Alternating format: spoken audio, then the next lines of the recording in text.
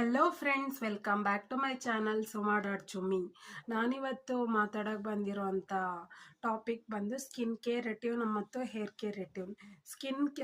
Skin care ರೆಟ್ಯೂನ್ಸ್ಗೆ ಮನೆ ಮದ್ದು ಮಾಡಬಾರ್ದು ಅಂತ ಹೇಳಕ್ಕೆ ಬಂದಿದ್ದೀನಿ. ಮನೆ ಮದ್ದು self medication for hair loss and skin care routine ಏನೇನು ಸೈಡ್ ಎಫೆಕ್ಟ್ಸ್ ಬೀಳುತ್ತೆ ಅಂತ ಮಾತಾಡೋಣ.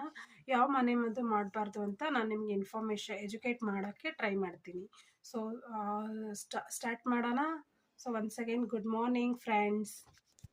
ಥರ್ಡ್ ಪಾಯಿಂಟ್ ಬಂದ್ಬಿಟ್ಟು ಆಲೋವೆರಾ ಎಕ್ಸ್ಟ್ರಾಕ್ಟ್ ಅಂದರೆ ಲೋಳೆ ರಸನ ಮುಖಕ್ಕೆ ಹಚ್ಕೊಳ್ಳೋದ್ರಿಂದ ಗುಡ್ ಅಂತ ಕೆಲವ್ರು ಭಾವಿಸ್ತಾರೆ.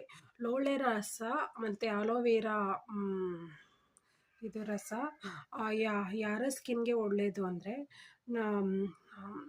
Oily skins, normal skin to oily skin ಅದು ಆಲೋವೆರಾ ಜ್ಯೂಸು ತುಂಬ ನಾರ್ಮಲ್ ಸ್ಕಿನ್ ಟು.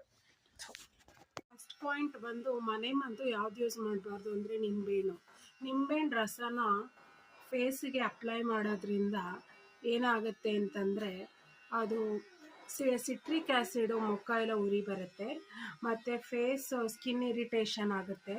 ಸೊ ದಿನ ಉಪಯೋಗಿಸೋದ್ರಿಂದ ಸ್ಕಿನ್ ರೆಡ್ನೆಸ್ ಆಗುತ್ತೆ, ಇಚ್ಚಿಂಗ್ ಆಗುತ್ತೆ, ಆ ಥರ ಎಲ್ಲ ಆಗುತ್ತೆ. ಸ್ಕಿನ್ಗೆ ಡೈರೆಕ್ಟಾಗಿ ಎಫೆಕ್ಟ್ ಆಗುತ್ತೆ. ನಂಬರ್ 2 ಬಂದು ಟರ್ಮರಿಕ್ ಪೌಡರ್ನ ಎಲ್ಲರೂ ಯೂಸ್ ಮಾಡ್ತಾರೆ. ಟರ್ಮರಿಕ್ ಪೌಡರ್ ಹೇರ್ ರಿಮೂವಲ್ ಮಾಡುತ್ತೆ ಅಂತ ಮುಖಕ್ಕೆ ಮತ್ತು ಹೇರ್ಸ್ ಇರೋವಂಥ ಪ್ಲೇಸ್ಗೆಲ್ಲ ಹಾಕ್ತಾರೆ. ಆವಾಗ ಟರ್ಮರಿಕ್ ಜಾಸ್ತಿ ದಿನ ಹಾಕೋದ್ರಿಂದ ಪಿಗ್ಮೆಂಟೇಷನ್ ಆಗುತ್ತೆ.